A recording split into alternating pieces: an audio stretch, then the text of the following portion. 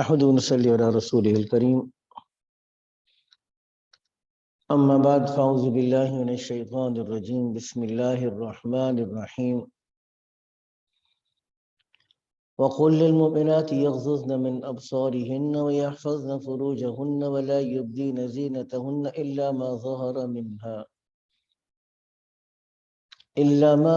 منها وليضربن بخمرهن على جيوبهن ولا يبدين زينتهن إلا لبعولتهن أو آبائهن أو آباء بعولتهن أو أبنائهن أو أبناء بعولتهن أو إخوانهن أو بني إخوانهن أو بني أخواتهن أو نسائهن أو ما ملكت أيمانهن أو التابعين غير أولي الإربة من الرجال أو الطفل الذين لم يظهروا على عورات النساء ولا يضربن بأرجلهن ليعلم ما يخفين من زينتهن وتوبوا إلى الله جميعا أيها المؤمنون لعلكم تفلحون صدق الله العظيم رب اشرح لي صدري ويسر لي أمري واحلل عقدة من لساني يفقهوا قولي سبحانك لا علم لنا إلا ما علمتنا إنك أنت العليم الحكيم وفوض أمري إلى الله إن الله بصير بالعباد رب يسر ولا تعسر وتمم بالخير وبك نستعين يا فتاح يا فتاح یا فتاح. آیت نمبر 31 ہے سورہ نور کی. سورہ نور کی آیت نمبر 31 کا کل ہم نے مطالعہ شروع کیا. آج اس آیت کو مکمل کریں گے اور سلسلہ کلام کو آگے بڑھانے کی کوشش کریں گے. پہلے اس آیت کا ایک دفعہ ترجمہ دیکھ لیتے ہیں پھر مضامین کی طرف آئیں گے. ارشاد فرمایا قل للمؤمنات یغضضن من ابصارهن. اے نبی آپ ایمان والی خواتین کو مسلمان خواتین کو یہ بات ارشاد فرما دیں یغضضن من ابصارهن وہ اپنی نگاہوں کو جھکا کر رکھیں وَيَحْفَظْنَ فُرُوجَهُنَّ اور اپنی عزت اور عصمت کی حفاظت کریں وَلَا يُبْدِينَ زِينَتَهُنَّ إِلَّا مَا ظَهَرَ مِنْهَا اور اپنی زینت کو ظاہر نہ کریں مگر زینت کا وہ حصہ جو خود سے ظاہر ہو جائے. وَلْيَضْرِبْنَ بِخُمُرِهِنَّ عَلَى جُيُوبِهِنَّ اور چاہیے کہ اپنی اوڑھنیوں کو اپنی چادر کو اپنے سینوں پر ڈال دیں. وَلَا يُبْدِينَ زِينَتَهُنَّ إِلَّا لِبُعُولَتِهِنَّ اور اپنی زینت کو زیبائش کو آرائش کو ظاہر نہ کریں مگر اپنے شوہر کو او آبائہن یا اپنے والدین کے سامنے آبائی بعولتہن یا اپنے سسر کے سامنے او ابنائہن یا اپنے بیٹوں کے سامنے او ابناء بعولتہن یا اپنے شوہر کے بیٹے سوتیلے بیٹے کے سامنے او اخوانہن یا اپنے بھائیوں کے سامنے او بنی اخوانہن یا اپنے بھتیجوں کے سامنے بھائی کے بیٹے یعنی بھتیجوں کے سامنے او بنی اخواتہن یا اپنی بہنوں کے بیٹے یعنی بھانجوں کے سامنے او نسائہن یا اپنی عورتوں کے سامنے او ما ملکت ایمانہن یا وہ عورتیں یا باندی جن کی یہ مالک بنی ہوں او التابعین یا وہ طفیلی خدمت کرنے والے، غیر اولی الاربات من الرجال، وہ مرد جو عورتوں کی طرف رغبت نہ رکھتے ہوں، او الطفل الذی لم یظہر علی عورات النساء، یا وہ بچے جو خواتین کے پوشیدہ معاملات پر ابھی مطلع نہ ہوئے ہوں، ولا یضربن بارجلہن، اور نہ ہی اپنے پاؤں کو زمین پر ماریں، لیعلم ما یخفین من زینتہن، تاکہ معلوم ہو جائے وہ زینت جو انہوں نے چھپائی تھی۔ وَتُوبُوا إِلَى اللَّهِ جَمِيعًا أَيُّهَا الْمُؤْمِنُونَ، اے ایمان والو تم سب مل کر اللہ کی طرف توبہ کرو، لَعَلَّكُمْ تُفْلِحُونَ، تاکہ تم کامیاب ہو جاؤ۔ یہ آیت نسبتاً تھوڑی لمبی تھی، اس پر ترجمہ اس کا سامنے آ گیا۔ خلاصہ اس کا یہ نکلے گا، پہلی بات کیا سامنے آئی، اس کو ذہن میں تازہ کرنے، نگاہوں کو جھکانے کا حکم دیا گیا، مردوں کو بھی عورتوں کو بھی۔ فرق اتنا ہے کیونکہ مرد کے اندر عورت کی کشش بہت زیادہ ہے، اس لیے مرد کو تو یہ کہا گیا کہ ہر حال میں حتی الامکان اپنی نگاہوں کو جھکانے کی کوشش کریں۔ خواتین کے لیے بھی قصد کے ساتھ، ارادے کے ساتھ، شہوت کے ساتھ، خواہش کے ساتھ، رغبت کے ساتھ مرد کو دیکھنا حرام ہے، ناجائز ہے۔ البتہ گھر سے نکلتے ہوئے، جب گھر سے باہر جائیں گے اور گھر سے باہر جا کر جب گھر کے معمولات یا زندگی کے معمولات کریں گے، ضروریات زندگی یا ضروریات دین کے لیے گھر سے باہر نکلنا ہوگا، تو خواتین تو پردے میں ہیں، مرد پردے میں نہیں ہیں۔ اب گھر سے باہر آتے ہوئے، جاتے ہوئے، اٹھتے ہوئے، بیٹھتے ہوئے، خریداری کرتے ہوئے، کسی بات کو پوچھتے ہوئے، راستے سے گزرتے ہوئے، اس بات کا بہت زیادہ امکان ہے کہ اتفاقی نگاہ خواتین کی مردوں پہ پڑ جائے، وہ معاف ہے، اس کے اوپر شریعت نے مواخذہ نہیں کیا۔ لیکن اپنے قصد سے کسی مرد کو دیکھنا، اور جبکہ اس میں رغبت کا، خواہش کا، شہوت کا پہلو بھی ہو، یہ ناجائز ہے۔ اچھا، ایک اور چیز سمجھ لیجئے گا، جس پہ کل بھی آخر میں گفتگو ہو رہی تھی، آج موقع ہے تو اس پر بھی تھوڑی سی گفتگو کر لیتے ہیں، کہ جیسے مقدمۃ الواجب بھی واجب ہوتا ہے، اسی طریقے سے مقدمۃ الاسم بھی اسم ہوتا ہے۔ جو میں نے عرض کیا، مقدمۃ الواجب بھی واجب ہوتا ہے اور مقدمۃ الاسم بھی اسم ہوتا ہے، اس کا کیا مطلب ہے؟ مقدمۃ الواجب کا مطلب یہ ہے کہ جو چیز کسی واجب کو پورا کرنے کے لیے ضروری ہو۔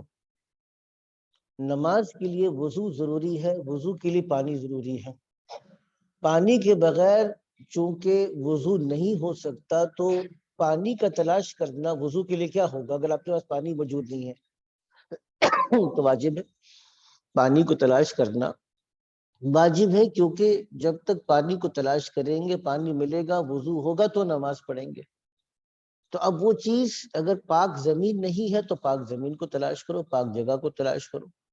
پاک کپڑے اگر پاک نہیں ہیں تو پاک کپڑے اختیار کرو۔ یعنی جو چیزیں ضروری ہیں، اب ان چیزوں کا اختیار کرنا اور اس کی کوشش کرنا بھی کیا ہوگا؟ ضروری ہوگا۔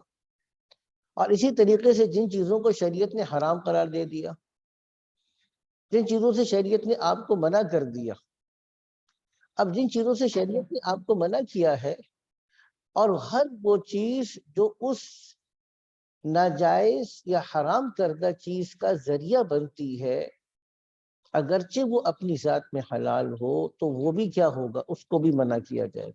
مثال کے طور پہ سورہ بقرہ کی آیت ہے، مشہور و معروف ہے۔ سورہ بقرہ کی آیت میں ارشاد فرمایا، یا ایھا الذین آمنوا لا تقولوا راعنا وقولوا انظرنا۔ لفظ راعنا کا مطلب تھا آپ ہماری رعایت کیجئے، ہماری طرف متوجہ ہو جائیں۔ یہودی آتے، یہودی اس لفظ کو بگاڑ کے پڑھتے، جس سے مطلب بدل جاتا۔ تو راعنا کا بولنا اپنی ذات میں جائز تھا، لیکن یہودی اس لفظ کو جناب نبی کریم صلی اللہ علیہ وسلم کی بے ادبی اور گستاخی کے لیے استعمال کرتے، تو اس لفظ کے استعمال سے ہی منع کر دیا گیا، اور ایسے لفظ کے استعمال کی تلقین کیے گئے وَقُولُ انظُرْنَا، جس میں یہ احتمال نہ ہو۔ تو دیکھیے یہاں پہ ہمیں شریعت کا ایک مزاج بھی سمجھ میں آ گیا کہ بعض چیزیں اپنی ذات میں جائز ہوتی ہیں، لیکن ان سے اس لیے منع کیا جاتا ہے کیونکہ وہ ایک ناجائز چیز کا مقدمہ بن سکتی ہیں۔ اسی طریقے سے خواتین کا مردوں کو دیکھنا ضرورت کے موقع پہ اگر نگاہ پڑ جائے تو جائز ہے، لیکن اگر خواتین مستقلاً مردوں کو دیکھنا شروع کر دیں تو اس سے نتیجہ کیا نکلے گا؟ فتنے کا دروازہ کھل سکتا ہے۔ اس لیے اس کو بھی منع کیا جائے گا کہ قصداً کوئی خاتون مرد کو دیکھنے کی کوشش نہ کرے۔ یہ بات کل ہماری گزر گئی۔ دوسری بات آئی تھی وَيَحْفَظْنَ فُرُوجَهُنَّ، گویا کہ سب سے پہلے جو مقدمات ہیں وہ اسباب اور ذرائع اور مواقع جن کے ذریعے سے انسان گناہوں تک پہنچ سکتا ہے اس کو منع کر دیا گیا، اور جو الٹیمیٹ چیز تھی وَيَحْفَظْنَ فُرُوجَهُنَّ، اپنی عزت اور عصمت کی حفاظت کریں، اس کی طرف اشارہ کیا گیا۔ اور آگے اب تیسری بات بیان ہوئی تھی وَلَا يُبْدِينَ زِينَتَهُنَّ إِلَّا مَا ظَهَرَ مِنْهَا، اور اپنی زینت کو، آرائش اور اپنی زیبائش کو ظاہر نہ کریں الا ما ظہر منہا، مگر جو کچھ کہ اس میں سے خود سے ظاہر ہو جائے۔ اس میں ہم نے کل گفتگو کی تھی کہ زینت سے کیا مراد ہے، تو میں نے کل عبداللہ بن عباس اور عبداللہ بن مسعود رضی اللہ تعالی عنہما دونوں کا قول علیحدہ علیحدہ نقل کیا۔ عبداللہ بن عباس کے نزدیک تو رضی اللہ تعالیٰ عنہ چہرہ، دونوں ہتھیلی اور دونوں قدمین یہ مستثنیٰ ہے، کیونکہ ہر وقت ان سب جسم کو چھپانا ممکن نہیں ہوتا، اس لیے شریعت مطہرہ نے یہ ارشاد فرما دیا کہ اس میں عورت کم از کم گھر کے اندر اس کو اجازت ہے وہ کھلا رکھے، البتہ اپنے قصد کے ساتھ اپنے چہرے کو نامحرم مردوں کے سامنے ظاہر نہ کرے۔ اور اب چہرے کی بناوٹ اور رنگت اور خوبصورتی اگر سامنے آ بھی جائے، یعنی اپنے آپ کو، چہرے کو، اپنے جسم کو چادر سے چھپانے کے باوجود، میک اپ نہ کرنے کے باوجود، سادگی اختیار کرنے کے باوجود، اس ساری چیزوں کے باوجود اگر رنگت ظاہر ہو جائے، آواز کی خوبصورتی ظاہر ہو جائے، یا جسامت کا قد کاٹ یہ ظاہر ہو جائے تو وہ مستثنیٰ ہے، یہ عبداللہ بن عباس کے قول کے مطابق۔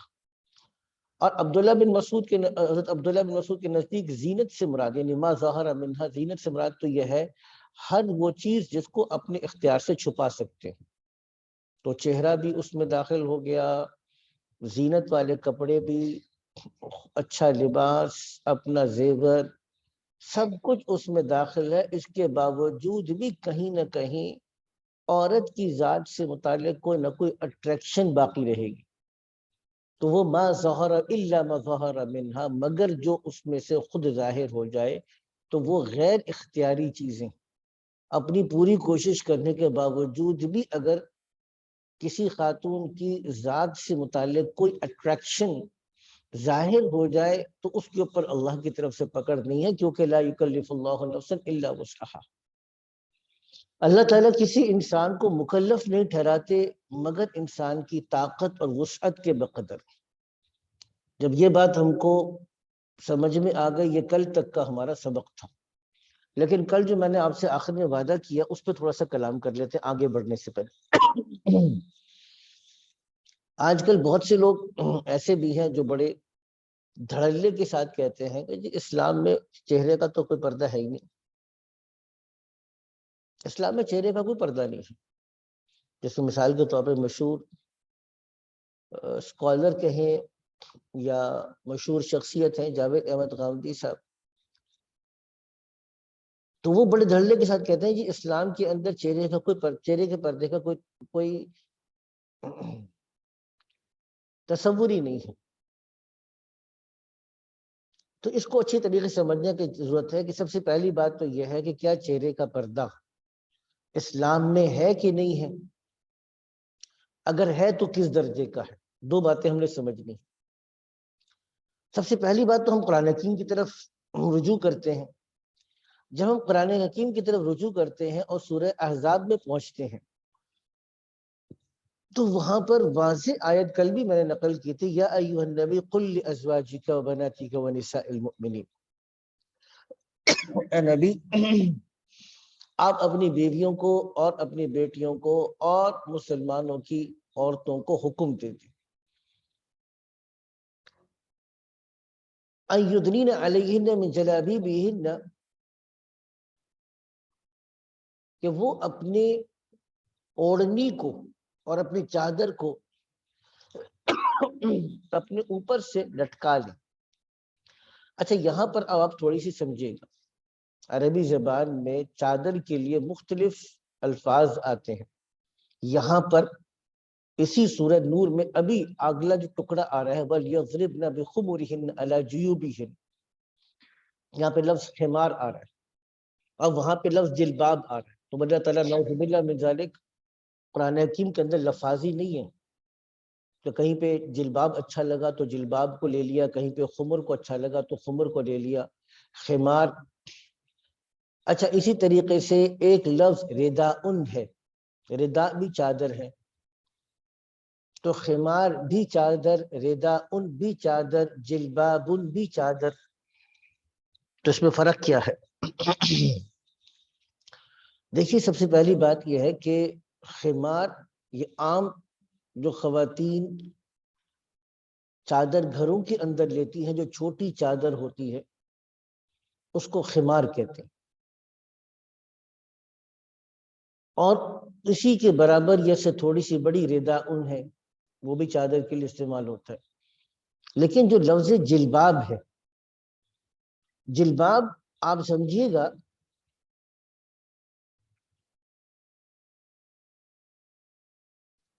جلباب آپ یہ سمجھیے گا کہ جلباب یہ وہ چادر ہے جیسا کہ افغانی یا پٹھان لوگوں میں چادر کا رواج ہوتا ہے. وہ چادر اتنی بڑی ہوتی ہے کہ اوپر سے لے کے نیچے تک پورے آپ کے جسم کو ڈھانپ لیتی. اسی طریقے سے عرب قبائل کے اندر بھی یہ اس چادر کا تصور موجود ہوتا ہے. اب دیکھیں جہاں پہ گھر کے اندر کا تعلق تھا تو وہاں پہ تو کہا کہ وَلْيَضْرِبْنَ بِخُمُرِهِنَّ عَلَى جُيُوبِهِنَّ، تو عَلَى جُيُوبِهِنَّ کی قید ہے کہ اپنے چادروں کو اپنے سینوں کے اوپر ڈال لیں، اپنے گریبانوں کے اوپر ڈال لیں. اور جہاں گھر سے باہر نکلنے کی بات تھی سورہ احزاب کے اندر اَيُّدْنِينَ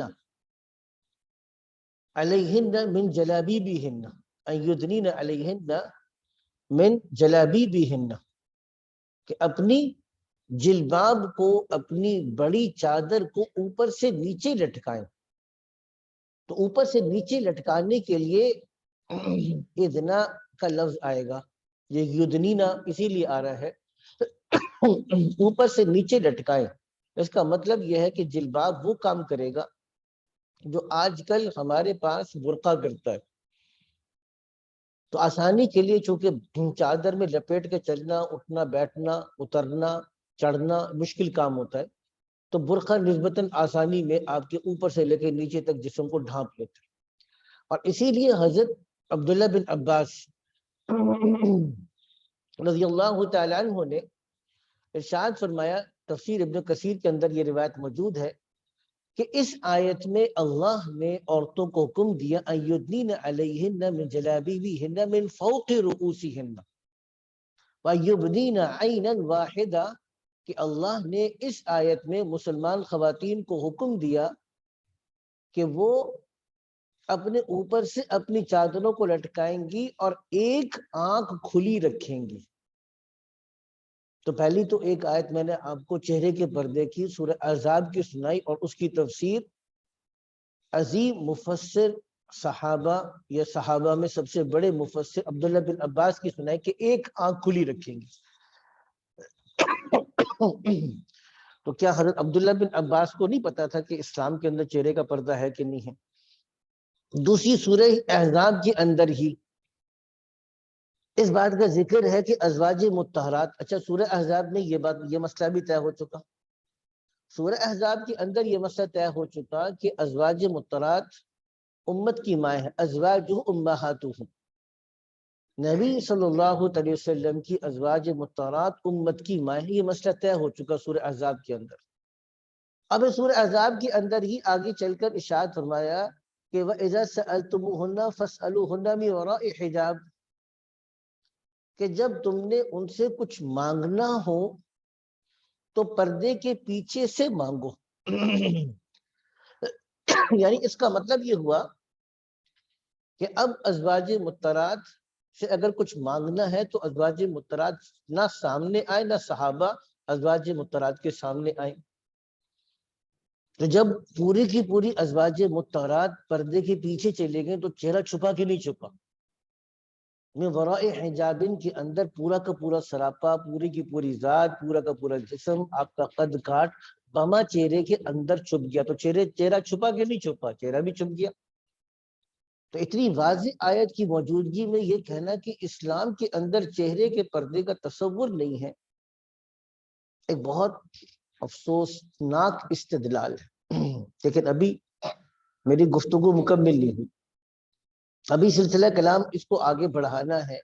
جب ہم احادیث کی طرف پہنچتے ہیں تو اس میں بڑی واضح آیات احادیث ملتی ہیں کہ جب حضور اکرم صلی اللہ علیہ وسلم نے حضرت صفیہ سے نکاح فرمایا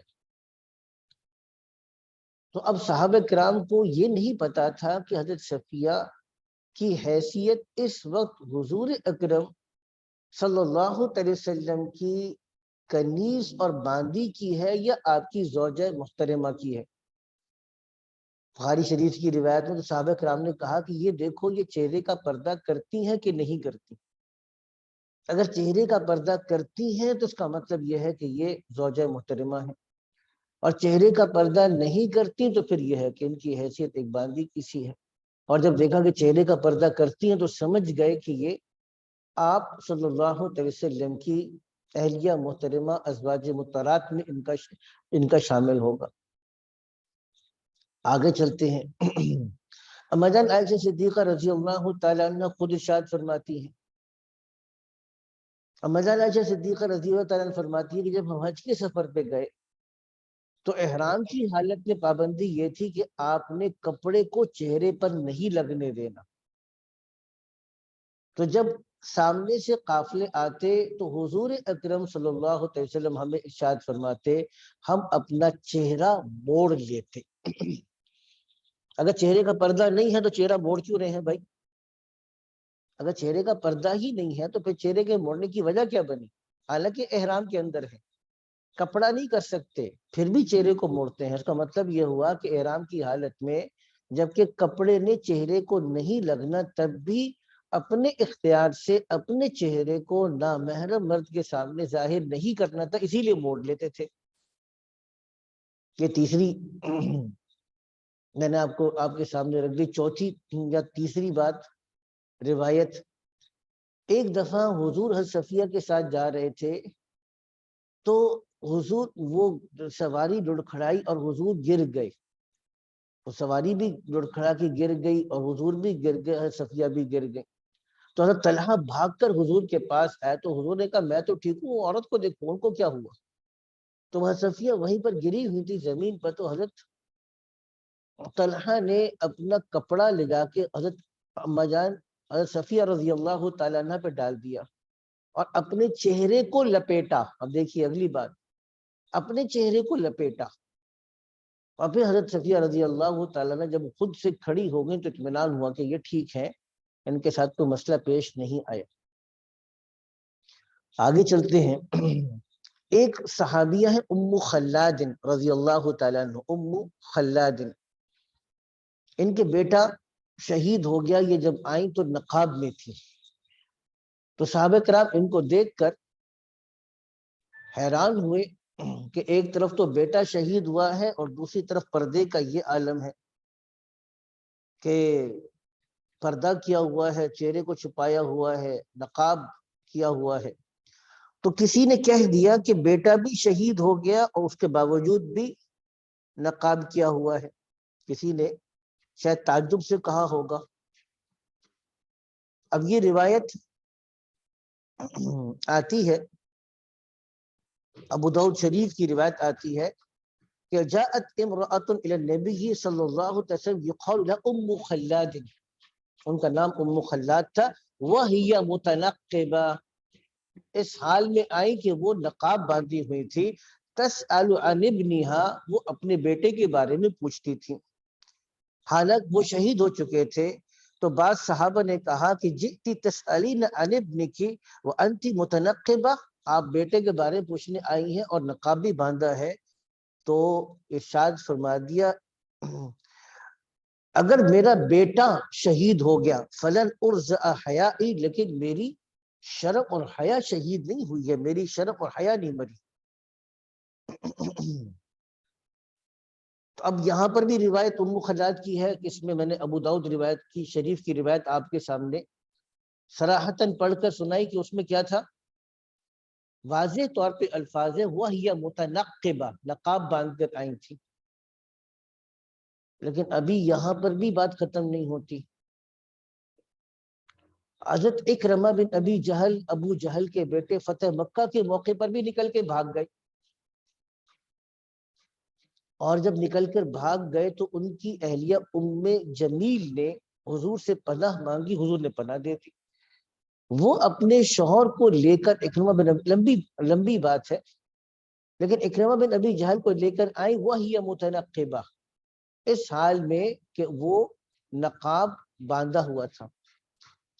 تو کہنے کا مقصد یہ ہے کہ دیکھیے یہ ساری کی ساری روایت سے کیا پتہ چل رہا ہے آپ کو، میں نے قرآن حکیم کی 2 آیات آپ کے سامنے رکھی، عبداللہ بن عباس رضی اللہ تعالیٰ عنہ کا صریح قول آپ کے سامنے رکھا کہ ایک آنکھ کھلی رکھیں گے، تفسیر ابن کثیر کا حوالہ بھی دے دیا، حضرت صفیہ رضی اللہ تعالیٰ کے نکاح کا واقعہ بھی رکھا، اما جان عائشہ صدیقہ کے احرام کی روایت بھی آپ کے سامنے رکھی، حضرت صفیہ کے گرنے کا واقعہ بھی آپ کے سامنے رکھا، ام خلاد کی روایت بھی آپ کے سامنے ابو داؤد شریف کی رکھی، اور پھر ام جمیل کا واقعہ بھی آپ کے سامنے رکھا۔ اب اس سے کیا پتہ چلتا ہے کیا کہ چہرے کا پردہ اسلام میں ہے کہ نہیں ہے؟ تو اس سے یہ بات پتہ چلتا ہے کہ بہرحال چہرے کا پردہ اسلام میں ہے۔ اب دوسری بات کی طرف آ جاتے ہیں، وہ آسان ہے۔ دوسری بات کا سمجھنا بہت آسان ہے کہ کہ اچھا اگر چہرے کا پردہ ہے تو کس درجے میں، کوئی خاتون اگر چہرے کا پردہ نہیں کریں گی تو کیا ہوگا؟ تو امام شافعی اور امام احمد بن حنبل، اچھا ایک بات یاد رکھیے گا، زمانے کے اعتبار سے امام ابو حنیفہ سب سے پہلے ہیں، اور ان کے ہم اثر یعنی ان کے زمانے کے برابر امام مالک ہیں۔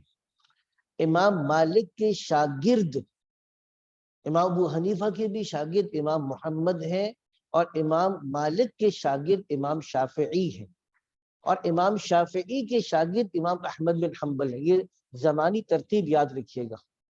کیوں یاد رکھیے گا؟ کیونکہ ابھی جو بات بتاؤں گا وہ اہم بات بتاؤں گا اس حوالے سے، چونکہ زمانہ جب زیادہ گزرا اور حالات کو دیکھ کر امام شافعی نے اور امام احمد بن حنبل نے ایک عمومی حکم لگایا کہ ہر حال میں عورت کے لیے چہرے کا پردہ کرنا فرض ہے، واجب ہے۔ وہ حضرات فرق اور واجب میں زیادہ فرق نہیں کرتے، وہ لازم تھا، بلکہ امام احمد بن حنبل کے نزدیک تو اس سے بھی زیادہ سختی ہے، وہ تو علاج معالجے باقی چیزوں کے لیے بھی گنجائش نہیں دیتے۔ امام احمد بن حنبل سختی بہت زیادہ ہے ان کے نزدیک۔ اچھا امام ابو حنیفہ اور امام مالک رحمۃ اللہ علیہ کے نزدیک یہ ہے کہ چہرے کا پردہ اصلاً فرض اور واجب حجاب میں یعنی ستر میں داخل نہیں ہے، حجاب میں داخل ہے۔ اچھا یہ ستر میں داخل نہیں ہے، حجاب میں داخل، اس کا کیا مطلب؟ یہ سمجھیے گا اس بات کو تھوڑا سا۔ دیکھیے ستر کا تعلق حالات کے ساتھ نہیں ہوتا۔ اگر آپ نے بند کمرے کے اندر بھی نماز پڑھنی ہے تو کوئی بھی نہیں دیکھ رہا، پھر بھی کیا کرنا ہے؟ پورا کرتا ہوگا، پوری شلوار ہوگی، پوری چادر ہوگی، بالوں کو چھپائیں گے، گلے کو چھپائیں گے۔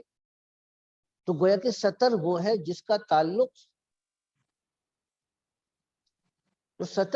جس کا تعلق کسی حالات کے ساتھ نہیں ہے، جس کو آپ نے ہر دفعہ چھپانا ہی چھپانا ہے۔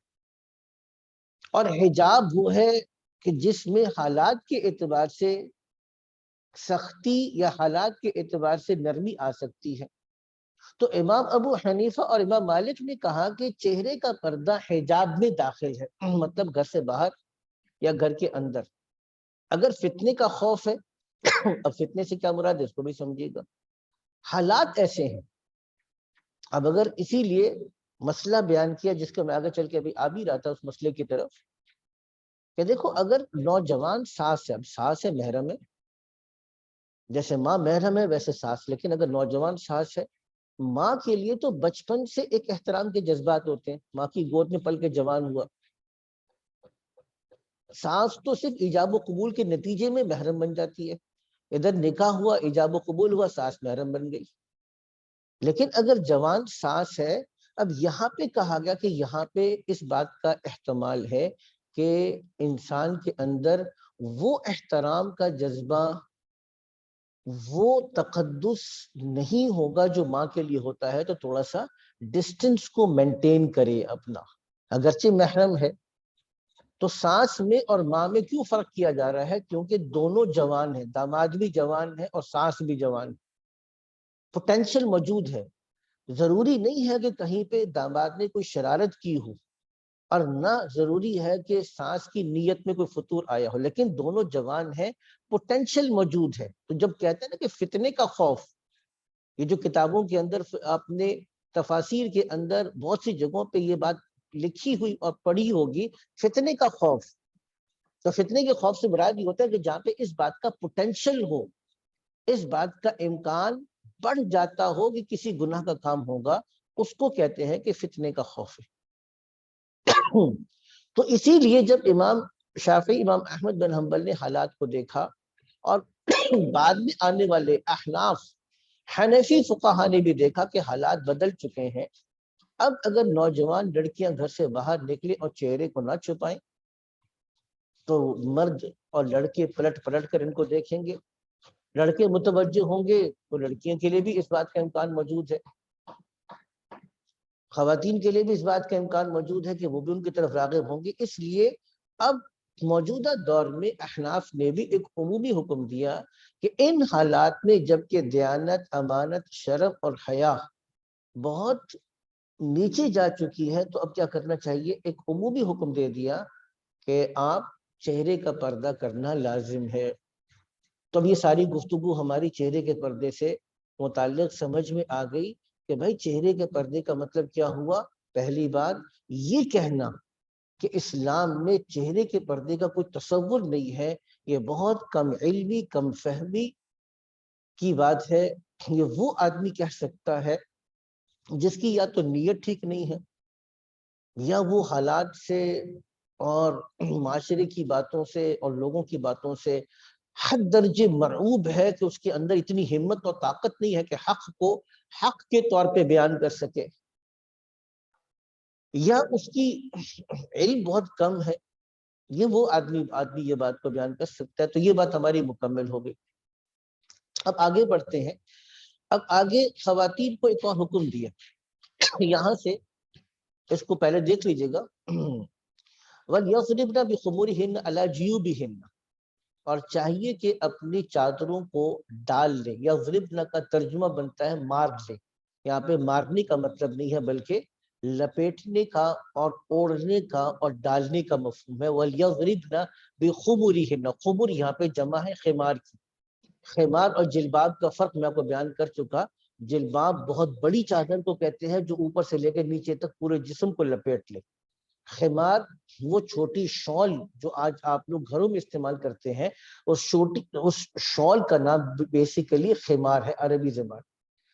تو گویا کہ ایک بات تو یہ ہے کہ جہاں کرتا ہے اور دیگر لباس شلوار وغیرہ، تو گھر کے اندر بھی آپ نے کیا کرنا ہے، اپنی خمار کو، اپنے دوپٹے کو استعمال کرنا ہے. یہاں سے ایک اور بات ہم کو سمجھ میں آ جاتی ہے اگر ہم سمجھنے کی کوشش کریں. اور وہ یہ بات کہ دیکھیے گھر کے اندر محرم مرد، جیسے آگے چل کر آ رہا ہے کہ اپنی زینت کو ظاہر نہ کریں. کہ ردا کا مطلب میں نے عرض کیا کہ یہ بھی تقریباً خمار کے برابر تھوڑی سی بڑی چادر ہوتی ہے. اس سے عام دوپٹے کا جو سائز ہے یہ خمار کر لیجیے گا، اور جو اس سے لمبی چادر گھر میں پہننے والی ہوگی وہ ردا کر لیجیے گا اس کو. ٹھیک ہے، تو بہت زیادہ فرق نہیں ہے ردا اور خمار کے اندر. تو میں یہ کر رہا تھا کہ دیکھیے گھر کے اندر ایک تو ہے کہ جہاں پہ خواتین کے اپنی آرام کی جگہ ہے، تو مردوں کو پابند کی. آگے چل کے وہ آیت آ رہی ہے کہ جب خواتین کے آرام کا وقت ہو، خواتین آرام کر رہی ہوں، خاص طور سے آپ کی والدہ ہے، آپ کی بہن ہے، آپ کی بیٹی ہے، آپ کی بھانجی ہے، آپ کی بھتیجی ہے، آپ کی اپنی محرم خواتین ہے، آپ کی اپنی ساس ہے. جب خواتین کے آرام کرنے کا وقت ہو تو پھر مردوں کو بھی پابند کیا کہ آپ ان کی آرام گاہ میں، ان کے بیڈ روم میں، ان کے سونے کی جگہ پہ ان کی اجازت کے بغیر نہ جائیں. جانا ہو تو دستک دے کر، بتا کر، اطلاع کر کے جائیں. کیونکہ آرام کرتے ہوئے کس انسان کا کون سا کپڑا ڈھلک گیا، سوتے ہوئے انسان کی کیا ہیئت ہے، کیا شکل ہے، انسان کو خود بھی نہیں پتا ہوتا. تو شریعت یہ بات نہیں چاہتی کہ مرد اپنی محرم عورت کے پاس بھی اس حال میں جائے کہ جبکہ اس کو اپنی جسم کا، اپنے کپڑے کا، اپنے سطر کا، اپنے لیٹنے کا اور اپنے اس لیٹنے کے انداز اور طور طریقے کا پتہ نہ ہو. شریعت یہ چاہتی ہے کہ جب جائے تو وہ بھی اس بات کا خیال رکھے کہ وہ عورت اپنے آپ کو سمیٹ کر رکھے. اور دوسری طرف خواتین کو بھی اس بات کی ترغیب دے دی. یہ جو آیت آ رہی ہے اسی بات کے اوپر کہ آپ اپنے گھر کے اندر بھی کیا کریں گے، نائٹ سوٹ جو کمرے کے اندر کا ہے اسی نائٹ سوٹ کے اندر ٹائٹ قسم کا پاجامہ پہنا ہوا ہے اور ایک جرسی پہنی ہوئی ہے اور سلیو لیس ہے یا ہاف سلیوز کا ایک کرتا پہنا ہوا ہے اور اسی طریقے سے بال کھولے ہوئے ہیں اور گہرا گریبان ہے. اس کیفیت کے اندر کوئی بھی لڑکی، اچھا لڑکی بھی کیا ہے، ایک تو ہمارے پاس، میں اسلامک یونیورسٹی میں تھا تو ہمارے چونکہ ہم بھی بیچلرز میں تھے اور ماسٹرز کے لڑکے بھی ہمارے ہاسٹل میں تھے، تو ہم فون آتا تھا والدین کا، جی میرا بچہ یہاں پڑھتا ہے. تو والدین کے لیے تو وہ بیچلرز میں ہو یا ماسٹرز میں ہو تب بھی کیا ہے، بچہ ہی ہے نا. تو والدین بھی اپنی بچیوں کو بچی سمجھ رہے ہوتے ہیں. وہ 12 سال کی ہوگی کہتے بچی ہے. 12 سال کی عمر ہی کیا ہوتی ہے، بالکل ٹھیک ہے بڑی ہے، لیکن 12 سال لڑکیوں کے لیے بالکل بلوغت کی عمر ہے. 9 سال کے بعد بچی کو تو بہت زیادہ آداب سکھانے کی ضرورت ہوتی ہے. تو لڑکیوں کو اور خواتین کو بھی اس بات کا شریعت نے پابند کیا. شریعت نے خواتین کو بھی اور مردوں، خواتین کو اس بات کا پابند کیا کہ آپ نہ مناسب لباس میں اور نہ مناسب کیفیت میں مردوں کے سامنے نہ جائیں. اچھا جیسے خواتین اگر کچن میں کھانا پکا رہی ہیں، اب گرمی کا موسم ہے، کچن میں کھانا پکا رہی ہے، اب پورا تو چادر کو لپیٹنا ممکن نہیں ہوتا نا، اور اس میں پسینہ بھی آ رہا ہے اور گرمی کے کپڑے بھی پتلے ہوتے ہیں، پسینے کی وجہ سے جسم سے کپڑا چپکا بھی ہوا ہے. ایسی جگہوں پر بھی مردوں کو منع کرنا چاہیے. خواتین کپڑے دھو رہی ہیں، اب کپڑے دھوتے ہوئے انہوں نے آستین چڑھائی ہوئی ہے، اگرچہ کلائی مرد یعنی محرم مرد کے لیے سطر نہیں ہے، ہاتھ کا نظر آ جانا، کلائی کا نظر آ جانا، بازو کا نظر آ جانا، گردن کا نظر آ جانا، بالوں کا نظر آ جانا، یہ محرم مرد کے لیے سطر نہیں ہے.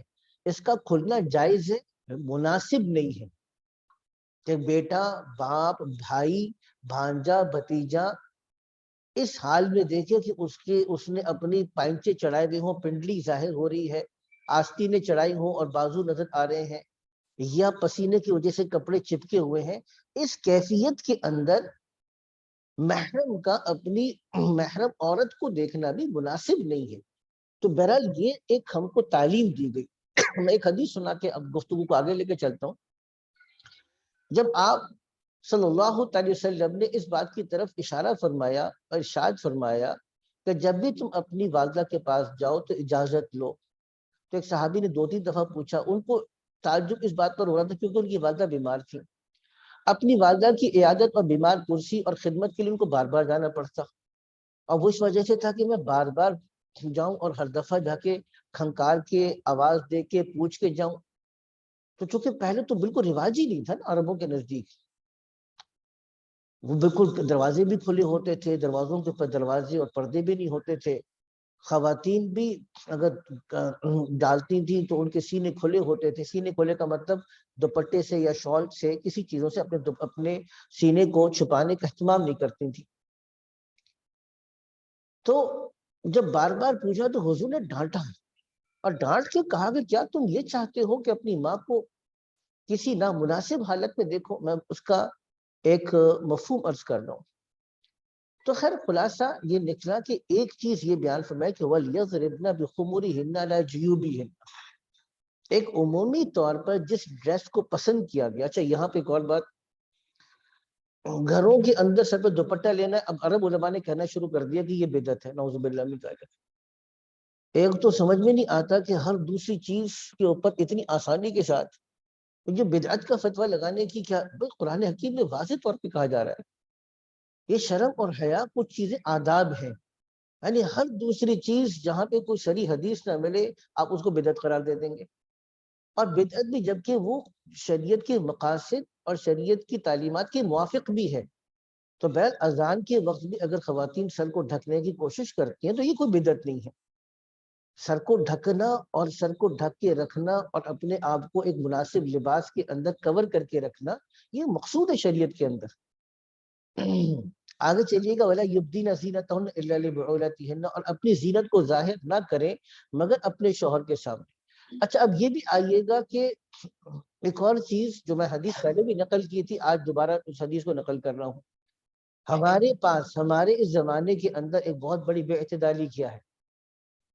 ہمارے پاس کانسیپٹ ہی یہ ہے کہ جب آپ نے گھر سے باہر جانا ہے، کوئی تقریب ہے، کوئی گیدرنگ ہے، کوئی شادی ہے، کوئی پارٹی ہے، کوئی دعوت ہے، تو اس کے لیے ہم نے گھر سے تیار ہو کے جانا۔ یہاں تک کہ ہماری وہ خواتین جو پردہ دار ہیں، نیک ہیں، پرہیزگار ہیں، مدارس دینیہ سے، دعوت و تبلیغ کے کام سے یا اہل طریقت سے ان کا تعلق بھی ہے، وہ بھی اس مسئلے کو سمجھنے میں کمی کر رہی ہیں، ان کو یہ مسئلہ سمجھ میں نہیں آ رہا۔ میں دوبارہ سے عرض کروں گا، حضرت مولانا شفیع تھانوی صاحب رحمہ اللہ تعالیٰ نے اس بات کو ارشاد فرمایا کہ جو سب سے بڑی جڑ ہے، خرابی کی سب سے بڑی جڑ کیا ہے کہ خواتین کا گھر سے باہر نکلتے ہوئے تیار ہو کے جانا۔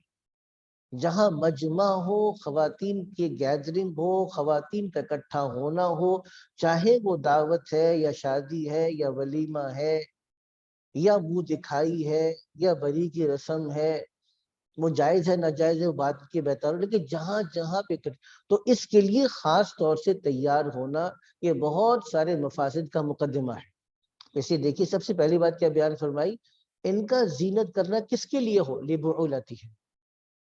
اب یہ پوری فہرست دیکھیے گا جس میں یہ بیان کیا جا رہا ہے، ہاں یہاں اپنی زینت کو ظاہر کرو، یہاں اپنی زینت کو ظاہر کرو، یہاں اپنی زینت، ان پوری فہرست کے اندر کہیں پہ تقریب کا ذکر نہیں ہے۔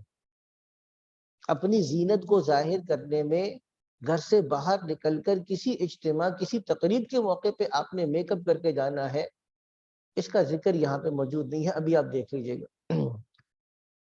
تو اس لیے پہلی بات یہ ہے کہ دیکھیے گھر سے جب باہر نکلنا ہے تو اصلاً مطلوب کیا ہے، صاف ستھرے کپڑے ہوں، جو اللہ نے آپ کو استطاعت دی ہے اس کے مطابق ایک مناسب جوڑے ہوں، لیکن میک اپ، سنگھار، زیورات، خوبصورتی کا اظہار یہ اصلاً آپ کے گھر کے اندر کی چیز ہے۔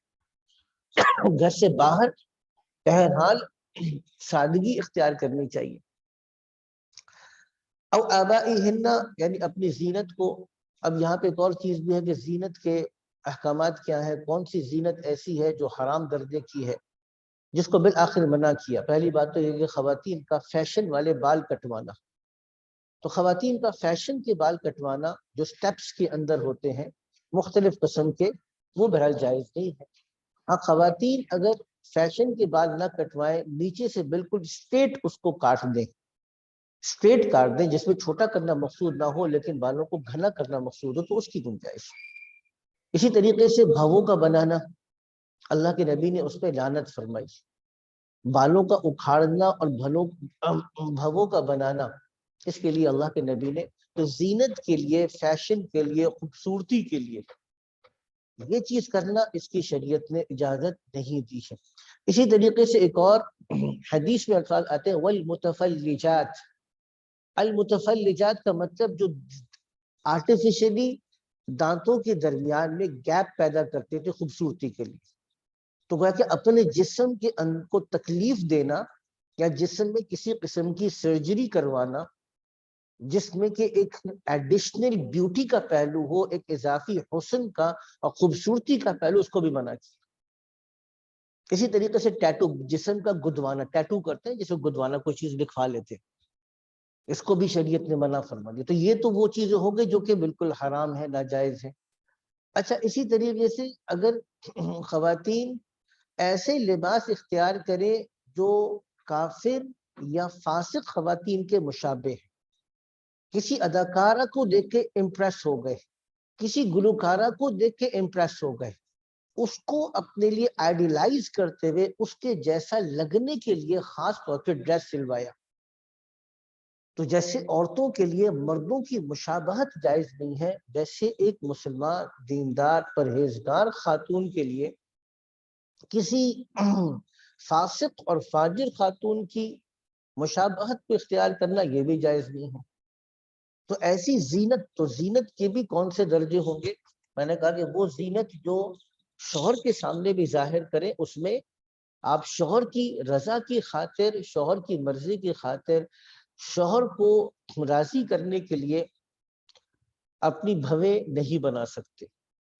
شوہر کو خوش کرنے کے لیے اپنے بال, جیسے میں نے کہا کہ سٹیپس کے اندر, خوبصورتی کے اندر نہیں کٹوا سکتے. شوہر کو راضی کرنے کے لیے ٹیٹو, جسم کا گدوانا نہیں کر سکتے. تو یہ ساری چیزیں شوہر کو راضی کرنے کے لیے بھی یہ زینت کا اختیار کرنا نہیں کر سکتے. اچھا, اب اس میں ایک اور سوال ہوتا ہے آرٹیفیشل آئی لیشز. بعض پلکیں ایسی کرتے ہیں جس سے کہ لمبی پلکیں لگ رہی ہوتی ہیں, اگر وہ آئی لیشز انسان کے بالوں کی ہو تو جائز نہیں. دیکھیں, انسان کے جسم کو اللہ نے احترام دیا ہے, تو انسان کے جسم کا اکرام یہ ہے کہ انسان کے جسم کے کسی بھی چیز کو, چاہے وہ بال ہی کیوں نہ ہو, نہ خریدا جا سکتا ہے اور نہ اس کو استعمال کیا جا سکتا ہے. البتہ اگر کسی اور جانور, یعنی خنزیر تو نہیں, لیکن کسی اور جانور کے بالوں سے وہ آئی لیشز تیار کر کے لگائی جائے آرٹیفیشل, تو اس کی گنجائش ہو سکتی ہے. اب اس میں وضو ہوگا کہ نہیں ہوگا, تو اس میں پھر یہ سوال ہے کہ وہ پرماننٹ آئی لیشز ہیں یا آپ کی وہ ٹیمپرری آئی لیشز ہیں, یعنی ان کو علیحدہ کرنا ممکن ہے. علیحدہ کرنا ممکن ہے تو پھر تو علیحدہ کرنا پڑے گا, علیحدہ کر کے ہی پھر اس کو اس کے اوپر منہ کو دھویا جائے گا اور بالوں کو گیلا کیا جائے گا, اور پھر اس کے اوپر وضو کر کے نماز پڑھا جائے گا. اور اگر وہ سیپریٹ نہیں ہو سکتی اور وہ علیحدہ نہیں ہو سکتی بلکہ پرماننٹ ہے, تو پھر اسی کے اوپر وضو ہو سکتا ہے. تو بہر یہ چیزیں بھی شریعت کی سیکھنے کی ہیں. کسی خواتین کو یہ بات, جیسے میں عرض کر رہا تھا کہ یہ بات سیکھنے کی ہے کہ ہمارے لیے فیشن کی کون سی حدود کو شریعت نے جائز رکھا ہے اور کون سی حدود. کسی طریقے سے آپ کی کاسمیٹک سرجری ہے, کاسمیٹک سرجری میں کیا آتا ہے؟ کاسمیٹک سرجری میں نوز موڈیفیکیشن بھی آتی ہے, فیس اپلفٹ بھی آتا ہے, بریسٹ موڈیفیکیشن بھی آتا ہے, بہت سی چیزیں اس میں آتی ہے. اس میں اتنی بات سمجھیے گا, ایک ہے ریکنسٹرکٹیو سرجری. ریکنسٹرکٹیو سرجری میں ہوتا ہے کہ کہیں پہ بدنمائی ہو، بعض لوگوں کے ہونٹ کٹے ہوئے ہوتے ہیں، آنکھوں کی جو بھویں یا جو اس کی پلکیں ہیں بہت لمبی ہوتی ہیں، جو آئی لڈز ہے آپ کی وہ بہت بڑی ہوتی ہے، اس کو سرجری کر کے ٹھیک کیا جاتا ہے تو انسان کی آنکھیں صحیح سے کھل سکتی ہیں، یا کہیں سے انسان کا کوئی جل گیا ہے، اب جلنے کی وجہ سے اس کی ریکنسٹرکٹیو ہے، اس کی بدنمائی کو دور کرنا ہے، کہیں پہ عورتوں کے چہروں پہ بہت زیادہ بدنما بال آنا شروع ہو چکے ہیں، تو دیکھیے جہاں پہ ایک ہے بدنمائی، بدصورتی پیدا کر رہا ہے، انسان کے چہرے کو بگاڑ رہا ہے، ریکنسٹرکٹیو کا مطلب یہ ہوتا ہے کہ بدنمائی کو دور کرنا، تو بدنمائی کو دور کرنے کے لیے جو پروسیس ہے وہ جائز ہے شرعی اعتبار سے، اور ایک ہے خوش نمائی کو حاصل کرنا، آپ بالکل ٹھیک ہیں لیکن بالکل ٹھیک ہونے کے باوجود آپ کا دل چاہتا ہے کہ میں مزید اور خوبصورت ہو جاؤں، اب اور خوبصورت ہونے کے لیے جو اضافی طور پہ کرتے ہیں، اور پھر جب آپ کو ایک نامحرم ڈاکٹر کے سامنے جانا پڑتا ہے اور سطر کھولنا پڑتا ہے مثال کے طور پہ سینہ وغیرہ، یہ جائز نہیں ہے، کیونکہ آپ کو اس سے کوئی زندگی میں کوئی فرق نہیں پڑ رہا تھا، لیکن آپ نے اپنی چاہت اور خواہش کو پورا کرنے کے لیے صرف ایک چیز کو اختیار کیا، اور جس میں سطر اور حجاب کے احکامات مجروح ہوتے ہیں، تو یہ درست نہیں۔ خیر یہ تو گفتگو چل رہی تھی کہ جو زینت کو ظاہر کر سکتے ہیں شوہر کے سامنے اس کی بھی کیا حدود ہے۔ اچھا بعض مرد کہتے ہیں نہیں مجھے چاہیے، مجھے جیسے نعوذ باللہ من ذالک اللہ تعالیٰ حفاظت فرمائے، جیسے میں فلموں میں دیکھتا ہوں، ڈراموں میں دیکھتا ہوں، خواتین ٹائٹ پینٹس پہنتی ہیں، اس طرح کا لباس پہنتی ہیں، تم کم از کم میرے سامنے گھر کے اندر اس طرح کا لباس پہن کر آؤ، تو میں نے آپ کو پہلے برس بتا دیا، شوہر کو خوش کرنے کے لیے خاص طور سے غیر مسلم خواتین کا لباس اور فاسق و فاجر خواتین کا لباس، بے دین خواتین کا لباس، وہ شوہر کو راضی کرنے کے لیے پہننا بھی درست نہیں ہوگا، بلکہ کوشش یہ کی جائے گی کہ وہ شوہر کو اس بات کو مسئلہ سمجھانے کی کوشش کریں، آبائہن یا زینت کو ظاہر کریں اپنے باپ کے سامنے، او آباء بعولتہن یا اپنے شوہر کے باپ یعنی سسر کے سامنے۔ اب سسر کا بھی معاملہ یہی ہے جو میں نے ساس کے بات میں کہا تھا کہ اگر سسر جوان ہو، جوان کا مطلب کیا ہے، دیکھیے مردوں کے اندر رغبت 70 سال کے اندر بھی باقی رہتی ہے، ہمارے شیخ ہیں نقشبندی بزرگ ہیں حضرت مقبول احمد صاحب دامت برکاتہ العالیہ، پچھلے سے پچھلے سال حضرت کی اہلیہ کا انتقال ہو گیا، تو ایٹ دی ایج آف 73 اپنی اہلیہ کے انتقال کے بعد چونکہ ضرورت تھی خدمت کی بھی تو حضرت نے نکاح فرمایا، ایٹ دی ایج آف 73 بھی حضرت نے نکاح فرمایا، تو مرد کے اندر جو رغبت ہے تو یہ کہنا نہیں جو ان کے بال سفید ہو گئے یہ کافی نہیں ہے، کیونکہ مرد کے اندر رغبت تو 70 سال میں بھی باقی رہتی، اس لیے اگر دیکھا جائے کہ جی اگر سسر ہے تو تنہائی اختیار کرنا سسر کے ساتھ بھی اس میں احتیاط کرنی چاہیے، سسر کے بالکل ساتھ بیٹھنا احتیاط کرنی چاہیے، سسر کے پاؤں دبانا احتیاط کرنی چاہیے، سسر کے ساتھ کسی بھی قسم کا ہاتھ ملانا فزیکل ریلیشن شپ جیسے ہوتے ہیں میری بیٹی اس کو گلے لگا لیا، نہیں، بیٹی بیٹی ہے، بہو بہو ہے، بیٹی اور بہو میں ایک ڈسٹنس اور فرق ہونا چاہیے، بیٹی بچپن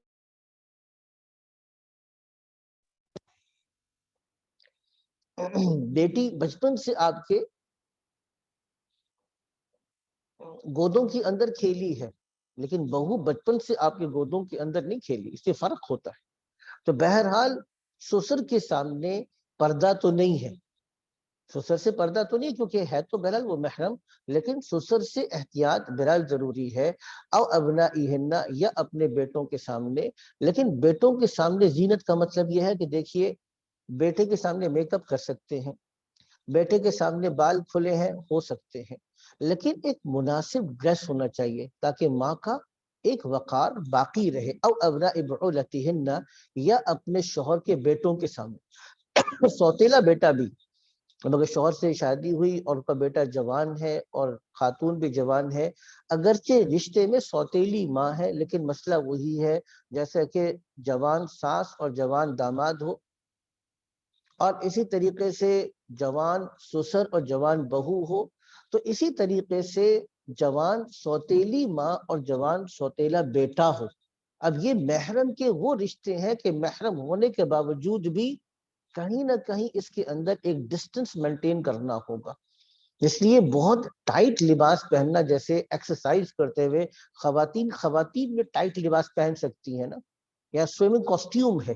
اب اس طرح کا کاسٹیوم یا ٹائٹ لباس یا ایکسرسائز والا لباس، یہ سارا لباس اپنے ان خاص طور پہ سسر کے سامنے یا اپنے سوتیلے بیٹے کے سامنے یا اپنے بیٹے کے سامنے، جوان بیٹے کے سامنے، یہ سارے لباس مناسب نہیں. او اخوانی ہننا، یا اپنے بھائیوں کے سامنے، او بنی اخوانی ہننا، یا اپنے بھتیجے بھائی کے بیٹوں کے سامنے، او بنی اخواتی ہننا، یا اپنے بھانجوں کے سامنے، او نسائی ہننا، یا اپنی عورتوں کے سامنے.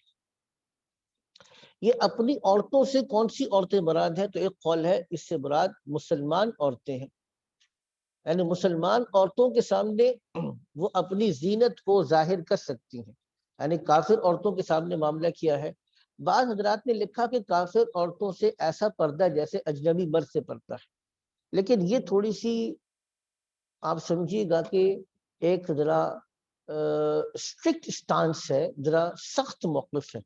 صحیح بات یہ ہے کہ نہ غیر مسلم عورتوں سے ایسا پردہ تو نہیں ہے جیسے اجنبی مردوں سے پردہ ہے. یہ بات تو اپنی جگہ پر ہے کہ اتنا سخت پردہ نہیں ہے جتنا کہ اجنبی مردوں سے پردہ ہے، لیکن غیر مسلم عورتوں کے سامنے اس طرح بے تکلفی سے آنا بھی درست نہیں ہے جس طرح بے تکلفی کے ساتھ آپ اپنی مسلمان خواتین کے سامنے آ سکتی ہیں. اچھا، اسی کے ضمن میں علماء کرام نے بیان فرمایا، اب جو بات کہنے لگا ہوں تھوڑی توجہ کے ساتھ سنیے گا. علماء کرام نے بیان فرمایا کہ دیکھیے ایسی خواتین جو مختلف جگہوں پہ آتی جاتی ہے، جب گھر کی خادمہ ہے، ایک تو یہ کہ اس کی ذہنی سطح، اس کا آئی کیو لیول یہ کم ہے. دوسری سمجھداری اتنی نہیں ہے کہ وہ ایک جگہ کی بات کو دوسری جگہ نقل نہ کرے. ایسی خواتین جو خواتین کے محاسن کو، ان کی خوبصورتی کو، ان کے زیب و زینت کو آگے جا کے مردوں کو بیان کرے، ایسی خواتین سے بھی پردہ کرنا چاہیے. اور تیسرے نمبر پہ وہ خواتین جو عام طور پہ کوئی بہت دیندار خواتین نہیں ہے، جیسے بیوٹی پارلر کی خواتین. اچھا، اس میں شریعت نے کیوں کہا ان خواتین کے پاس جب جاؤ تو شریعت نے خواتین کو ان خواتین کے بارے میں کیوں محتاط رکھا؟ اپنی خواتین، دیکھیں نسائی ہننا کی اضافت ہے، آپ اگر الفاظ پہ غور کریں، اپنی عورتیں کہا، نساء المؤمنین نہیں کہا، نساء المسلمات نہیں کہا، نساء الصالحات نہیں کہا.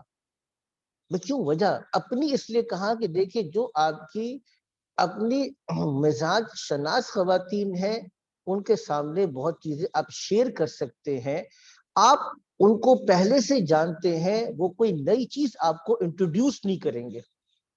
جبکہ غیر خواتین، خاص طور سے غیر مسلم خواتین، ان کے ساتھ ان کی اپنی معاشرت ہے، ان کے ساتھ ان کی اپنی ویلیوز ہیں، ان کے پاس اپنے اقدار ہیں.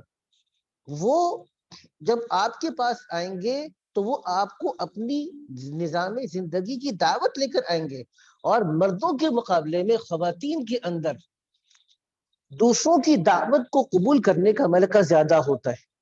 اس لیے اس بات نے کہا کہ نہیں، اب آپ یہاں پہ تھوڑے سے اٹینٹیو ہو جائیں اور یہاں پہ تھوڑے سے آپ متوجہ اور چوکنے ہو جائیں اور اپنی زینت کو ان خواتین کے سامنے ظاہر نہ کریں. جن تین قسم کی خواتین میں نے بیان کی، دوبارہ سے ان بات کو سمجھیے گا. پہلی کون سی خواتین؟ غیر مسلم خواتین کے سامنے نسبتاً سادگی کو اختیار کرنا چاہیے اور اپنی زینت کو اور اپنے بال اور اپنا گلا، گریبان، خوبصورت لباس، بناؤ سنگھار، ان چیزوں کو ظاہر کرتے ہوئے احتیاط کرنی چاہیے غیر مسلم خواتین. دوسرا میں نے کیا کہ ایسی خواتین جو گھر میں کام کرنے والی ہوں لیکن ان کے بارے میں پتا ہے کہ یہ بہت زیادہ باتوں کو نقل کرنے والی ہے، ان سے بھی احتیاط کیا جائے. اور تیسری میں نے بتایا کہ ایسی خواتین جو بے دین ہوں، جیسے بیوٹی پارلر کی خواتین. اب سوال یہاں پہ فوری طور پہ ہوگا، جیسے بیوٹی پارلر کی خواتین سے ہم میک اپ کیسے کروائیں؟ اگر میک اپ کروائیں گے تو زینت ظاہر ہوگی، زینت ظاہر نہیں کرنا تو میک اپ نہیں کروائیں تو میک اپ پھر کیسے ہوگا؟ تو یہ بات تو اپنی جگہ پر ہے. لیکن بہرحال ایسی خواتین بھی ہو سکتی ہیں جو دیندار بھی ہوں اور میک اپ بھی کرتی ہوں، اور ایسی ہوتی بھی ہیں. اب اس بات کو سلسلہ کلام کو آگے لے کے چلتے، او ما ملکت ایمانہن، یا وہ باندیاں جو ان کی ملکیت میں ہو۔ ما ملکت ایمانہن کا لفظ عام ہے، یعنی جو ان کی ملکیت میں ہو، وہ مرد بھی ہو سکتے ہیں، عورتیں بھی۔ تو کیا مطلب کسی عورت کا اپنے غلام سے پردہ نہیں ہے؟ تو اس میں بعض فقہا نے اجازت دی کہ اگر کسی عورت کا کوئی غلام ہے تو پھر اس کے لیے چونکہ اب مسلسل اس غلام سے کام کاج لینا ہے، وہ اس کا آنا جانا ہوگا، تو اس سے اس درجے کا پردہ نہیں ہے جس درجے کا پردہ اجنبی مرد سے ہے۔ ایسا نہیں ہے کہ وہ اس کے سامنے بغیر کسی شرائط اور قیود کے اس کے سامنے آ سکتی ہو۔ ہاں اتنا ضرور ہے کہ لیکن وہ چہرے کا پردہ، باقی چیزوں کا پردہ اس سے نہیں ہوگا۔ لیکن جمہور کا قول یہ ہے کہ بہرحال جمہور فقہا کا قول یہ ہے کہ غلام سے بھی پردہ کرنا ہوگا۔ اس لیے اگر جمہور کے قول کو لیا جائے تو ما ملکت ایمانہن کا مطلب بنے گا کہ یا ان کی باندیاں، وہ باندی جو ان کی ملکیت میں ہیں، ان سے ان کے سامنے وہ اظہار زینت کر سکتی ہیں۔ او التابعین غیر الی الاربۃ من الرجال۔ اب اس کا لفظی ترجمہ دیکھیے گا، تابعین کا مطلب طفیلی ہے، یعنی کوئی ایسے لوگ جو خود کما نہیں سکتے، کسی کے اوپر ڈیپینڈنٹ ہے۔ ایک بات، تابعین کا مطلب یعنی اتباع کرنے والے، ڈیپینڈنٹ ہے، طفیلی ہے، غیر الاربۃ۔ غیر الاربہ کا مطلب یہ ہے کہ وہ شہوت نہیں رکھتے، رغبت نہیں رکھتے۔ من الرجال کا مطلب ہوگا مردوں میں سے۔ اچھا، میرے نزدیک جو اس کو پڑھنے کے بعد زیادہ بات سمجھ میں آئی وہ یہ ہے کہ کچھ لوگ تو ایسے ہیں جو مینٹلی تھوڑے سے ریٹارڈڈ ہیں۔ گھر کے ایسے افراد بھی ہوتے ہیں جو ذہنی طور پہ، جسمانی طور پہ تو بڑے ہو جاتے ہیں، جسمانی اور ذہنی طور پہ ان کی ابھی اتنی بلوغت نہیں ہوتی، سمجھ نہیں ہوتی، جس کو ہم کہہ سکتے ہیں somehow they are mentally retarded۔ mentally retarded بھی کہہ سکتے ہیں یا mentally slow بھی کہہ سکتے ہیں، کہ دماغ ان کا سلو ہوتا ہے، صحیح طریقے سے ابھی ان کی اتنی گروتھ نہیں ہو پاتی، یا امیچورٹی کو بھی آپ کہہ سکتے ہیں۔ لیکن اس میں غیر الاربہ کی قید لگی ہے، یعنی ایسے افراد گھر کے اندر رہتے ہیں لیکن ان کی کیفیت ایسی ہے کہ ان کو عورتوں کی طرف کسی قسم کی کوئی رغبت نہیں ہے، تو اس کے سامنے بھی اگر وہ پردے کے اتنی اہتمام نہ ہو تو اس کی گنجائش دی گئی۔ اور آخری آ گیا او الطفل الذین لم یظہروا علی عورات النساء، یا وہ بچے، اگر بچہ کہا تھا تو نابالغ کہنا کافی تھا، لیکن ایک اور قید لگائی۔ وہ قید کیا لگائی؟ لم یظہروا علی عورات النساء، جو عورتوں کے پوشیدہ معاملات پر ابھی مطلع نہیں ہوئے۔ اس لیے ایسا بچہ جو بالغ تو نہیں ہوا لیکن بلوغت کے قریب ہے، کل بھی میں نے اس کے لیے ایک لفظ استعمال کیا تھا، وہ لفظ تھا الصبی المراہق کا۔ الصبی المراہق کا مطلب ہے کہ وہ بچہ جو قریب البلوغ ہے، بالغ ہونے کے قریب ہے، تو ابھی اگر بالغ نہیں ہوا لیکن جسمانی اعتبار سے تبدیلی آنا شروع ہو چکی ہے، ہارمونل چینجز آنا شروع ہو چکا ہے، تو اب اس سے بھی احتیاط کرنی چاہیے۔ اچھا، اس کے لیے کون سی عمر ہوگی؟ پھر حضرت مفتی رشید احمد لدھیانوی رحمۃ اللہ نے احسن فتاویٰ کے اندر تو 10 سال کو لیا ہے۔ حضرت نے فرمایا کہ 10 سال کے بچے کو بہرحال اب کوشش کرنی چاہیے کہ اس سے پھر احتیاط ہو۔ تو یہ میرے نزدیک ذرا زیادہ بہتر قول ہے، کیونکہ اس کو کوانٹیفائی کر سکتے ہیں۔ عام کتب فقہ کے اندر تو انہوں نے بس اتنی قید لگائی ہے کہ بالغ نہ ہو اور حد شہوت تک نہ پہنچاؤ۔ اب حد شہوت، اب ایسا کوئی تھرمومیٹر بازار میں یا کوئی میٹر لگا ہو جس میں فوراً سے گھنٹی بجنا شروع ہو جائے کہ شہوت آ رہی ہے نہیں آ رہی، بڑا مشکل کام ہے۔ کہنے کا مطلب یہ ہے کہ بہرحال 10 سے 12 سال کا لڑکا، 12 سال کا لڑکا بہرحال چونکہ بالغ ہو سکتا ہے، اس لیے 12 سال کے لڑکے سے تو بہرحال پردہ کرنا ہی چاہیے، اور 10 سال ایک مناسب عمر ہے جس میں پردہ کرنا چاہیے۔ آگے چلیے گا، وَلَا يَضْرِبْنَ بِأَرْجُلِهِنَّ لِيُعْلَمَ مَا يُخْفِينَ مِنْ زِينَتِهِنَّ، اور وہ اپنے پاؤں کو نہیں ماریں گی، لِيُعْلَمْ تاکہ جانا جائے، مَا يُخْفِينَ مِنْ زِينَتِهِنَّ جو انہوں نے چھپایا ہے اپنی زینت میں سے، یعنی اپنے پاؤں کو زمین پر نہ مارے، کیونکہ زمین پہ مارنے میں کیا ہے، کیونکہ پائل پہنتے تھے اور پائل کو پہنتے تھے، اس کے اوپر چلنے سے خواتین کی ایک خاص قسم کی جھنکار ہوتی، اور جیسے ہی وہ ان کے چلنے کی آواز آتی تو مردوں کے اندر اللہ نے ایک بہت عجیب قسم کی ایک اٹریکشن رکھی. جہاں کہیں پتہ چل جائے کہ کوئی خاتون آ رہی ہے تو اس کے اندر یہ جذبہ پیدا ہوتا ہے کہ میں پلٹ کے اس کو دیکھوں، اور خود بخود طبیعت میں ایک رغبت پیدا ہوتی ہے. اچھا آج کل پائل تو نہیں ہے، لیکن بہت تیز پرفیوم آپ صلی اللہ علیہ وسلم نے بہت شدید الفاظ استعمال فرمائے. وہ عورت جو بناؤ سنگھار کر کے اور عطر لگا کر، یعنی تیز عطر لگا کر گھر سے نکلتی ہے، فَهِيَ كَذَا وَكَذَا، وہ تو ایسی اور ایسی عورت ہے. اور راوی کہتے ہیں کہ حضور کے الفاظ بہت سخت تھے، یعنی یہ فرمایا گویا کہ وہ تو ایسی ہے جیسا کہ زانیہ ہوتی ہے. تو معلوم یہ ہوا کہ کسی خاتون کا اگر نکلنا ہو، نامحرم مردوں کے پاس سے جانا ہو، تو چاہے بہت تیز پرفیوم ہو، یا میں نے کل بھی اشارہ کیا تھا کہ برقع بہت اٹریکٹیو ہے، بہت یونیک ڈیزائن کا، ایمبرائڈری کا اٹریکٹیو برقع ہے، وہ بھی اس شریعت کے مقاصد کے خلاف ہے، کیونکہ برقعے کا مقصد تو تھا چھپانا. جب آپ نے برقع ہی ایسا سلوا لیا جو بہت زیادہ اٹریکٹیو ہے تو جو مقصد تھا وہ فوت ہو گیا. اب دیکھیے یہاں پر بھی آ گیا کہ اپنے پاؤں کو نہ مارے تاکہ جان لیا جائے جو زینت وہ چھپاتی ہیں اپنی. وَتُوبُوا إِلَى اللَّهِ جَمِيعًا أَيُّهَا الْمُؤْمِنُونَ لَعَلَّكُمْ تُفْلِحُونَ، اور اے ایمان والو تم سب اللہ کی طرف رجوع کرو، لَعَلَّكُمْ تُفْلِحُونَ، تاکہ تم لوگ کامیاب ہو جاؤ. یہ آیت نمبر 31 ہم نے کر لی. اب آگے چلتے ہیں. 11:30 ہو رہے، کرتے ہیں بریک ابھی یا نہیں؟ جانے دیں جی جی. آگے چلیے گا آیت نمبر 32 میں. پیچھے بات چل رہی تھی شرم اور حیا کی حفاظت کی. شرم اور حیا کی حفاظت کے لیے اللہ نے ایک اور حکم عطا فرما دیا. جہاں زنا کو اللہ نے حرام کیا، بد نظری کو اللہ نے حرام کیا، خلوت میں عورتوں کے ساتھ بیٹھنے کو اللہ نے حرام کیا، عورتیں اپنی زینت کو مردوں کے سامنے ظاہر کریں، خواتین مردوں کو دیکھیں، مرد عورتوں کو دیکھیں زینت کے ساتھ، ان ساری چیزوں کو اللہ نے منع کیا. تو اللہ نے انسان کے فطری اور طبعی جذبات کی تسکین کے لیے نکاح کی ترغیب عطا فرمائی. یہ آیت کو پہلے پڑھ لیں. پھر نکاح کے فوائد کیا ہیں وہ میں آپ کو تفصیل بتا چکا، وہ ڈاکیومنٹ بھی پہلے موجود ہے، اس کو آپ پڑھ سکتے ہیں، میں وہ نہیں دہراؤں گا دوبارہ سے.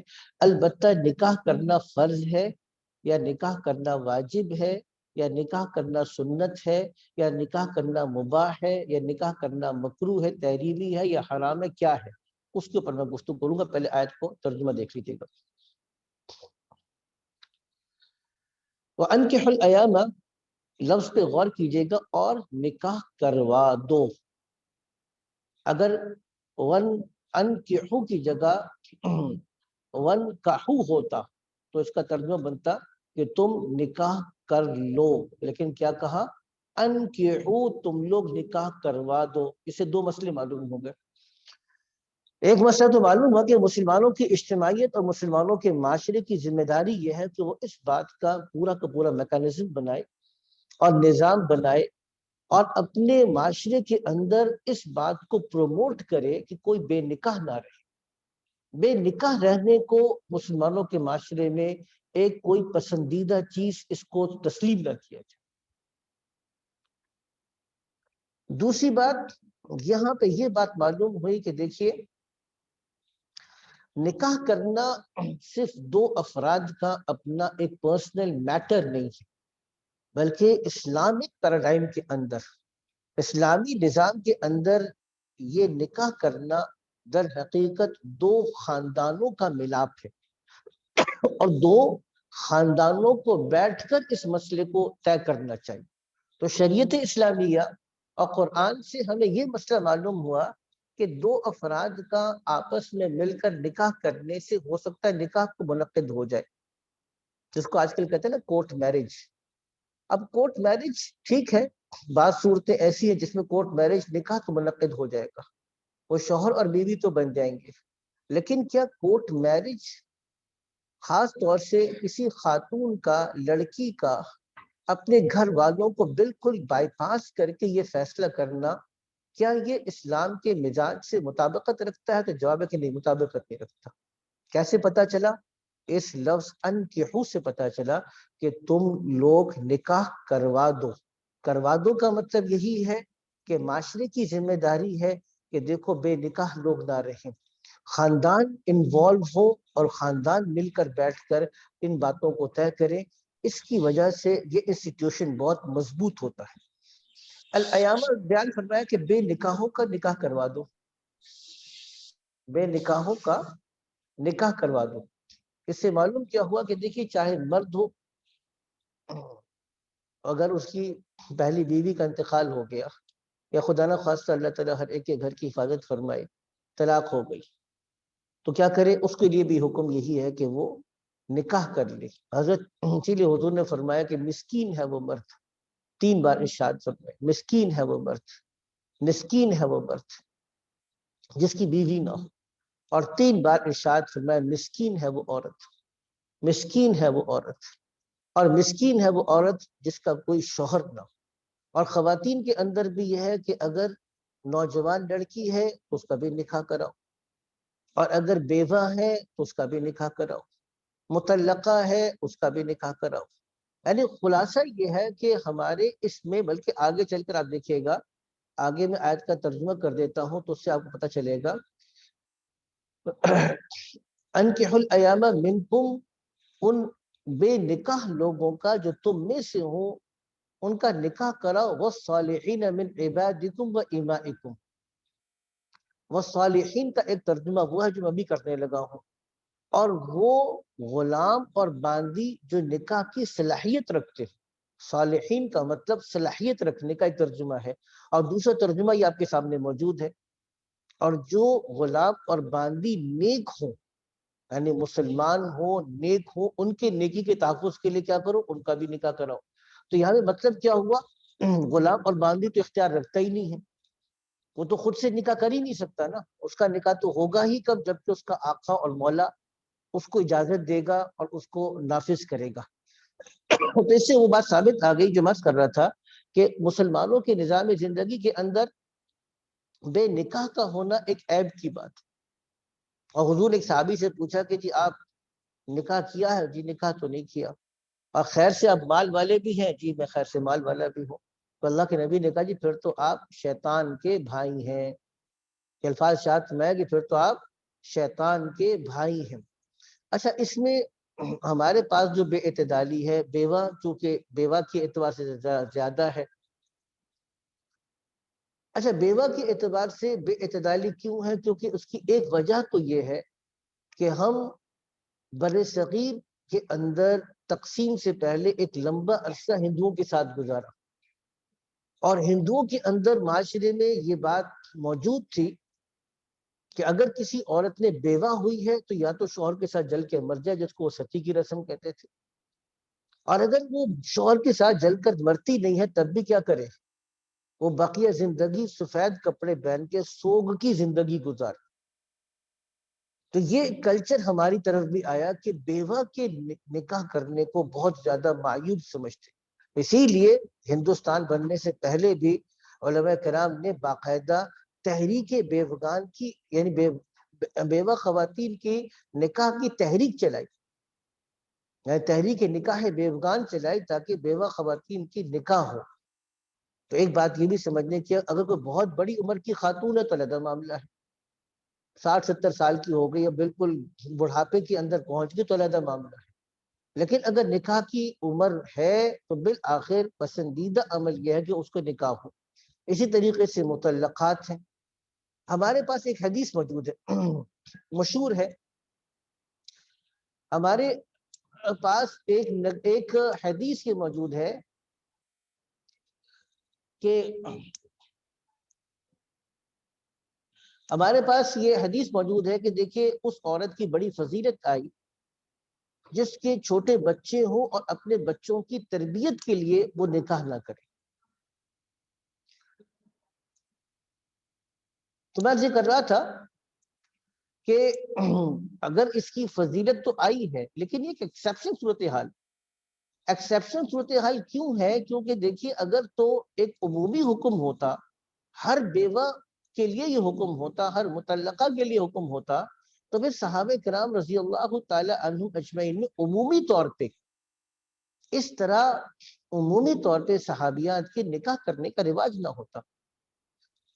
ایسی خواتین جن کے شوہر کا انتقال ہوا ہو اور نکاح نہ ہوا ہو بہت کم ہے۔ مثال کے طور پر حضرت اسماء بنت عمیس جعفر بن ابی طالب کی نکاح میں تھی۔ جنگ موتہ میں حضرت جعفر بن ابی طالب شہید ہوئے، ابوبکر کے نکاح میں آئیں۔ حضرت ابوبکر کے نکاح میں آنے کے بعد پھر وہ جب حضرت ابوبکر صدیق کا انتقال ہوا اس کے بعد حضرت علی کے نکاح میں آئیں۔ اس طرح یعنی ہر ایک کے حضرت خولہ جو عبد الرحمن بن ابی بکر کی عاتقہ، خولہ نہیں حضرت عاتقہ، عبد الرحمن بن ابی بکر کے نکاح میں تھی، ان کی شہادت کے بعد حضرت عمر کے نکاح میں آئی، حضرت عمر کی شہادت کے بعد حضرت عثمان کے نکاح میں آئی۔ مطلب یہ تھا کہ آپ دیکھیں گے کہ مستقل صحابیات کا معمول یہ تھا کہ وہاں پر کوئی مطلقہ، کوئی بیوہ خاتون کے بے نکاح رہنے کا رواج نہیں تھا۔ خیر یہ بات تو پوری ہو گئی، اب آئیے گا اس بات کی طرف کہ نکاح کی شرعی حیثیت کیا ہے۔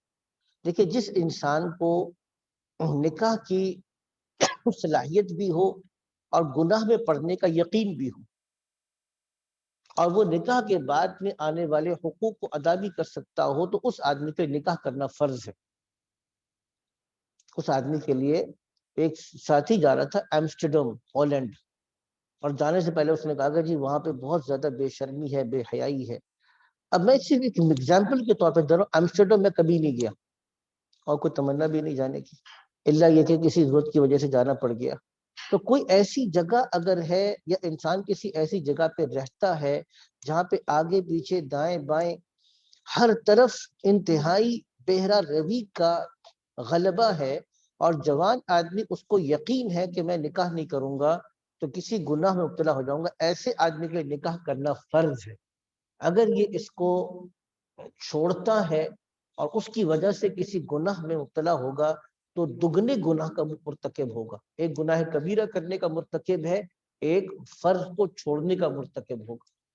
اچھا اگر جیسے میں نے کہا کہ جا رہا ہے ایمسٹرڈم، ابھی گیا تو نہیں ہے لیکن اس کا غالب گمان ہے کسی ایسی جگہ پہ، ابھی گیا نہیں ہے لیکن اس کو ویزا آ چکا ہے، اس نے وہاں پہ پڑھائی کے لیے رہنا ہے اور اس کا غالب گمان یہ ہے کہ وہاں کے حالات میں میرا عزت اور عصمت پہ پاک صاف زندگی پہ رہنا بہت مشکل ہے، ایسے آدمی کے لیے نکاح کرنا واجب ہے۔